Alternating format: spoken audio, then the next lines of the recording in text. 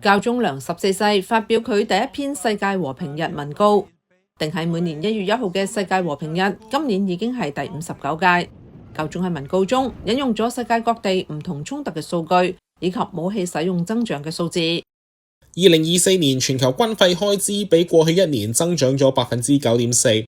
證實咗連續10年嘅趨勢，使呢個數字達到27,180億美元，佔全球國內生產總值嘅 2.5%。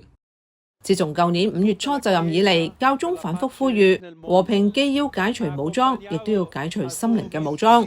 佢嘅和平文告中亦都有批判方面，例如佢譴責利用信仰同天主嘅名義，將暴力或者針對其他人嘅武裝鬥爭合理化，稱之為一種褻瀆。好不幸，將信仰之言拖入政治鬥爭，使民族主義神聖化，並以宗教為暴力同武裝鬥爭開脫，已經成為當今社會日益普遍嘅現象。信友必須積極駁斥呢啲褻瀆天主聖名嘅行為。喺佢談及嘅所有議題中，亦都提到咗人工智能會被軍政領袖濫用嘅潛在危險。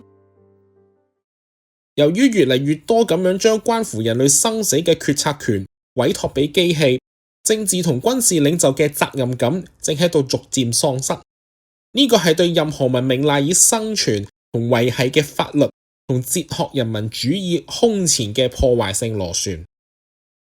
教宗保祿6世訂立咗世界和平日，作為教會喺各民族中推動和平嘅一項倡議。當時世界正處於冷戰、越戰以及各國之間各種政治、社會同核緊張之中。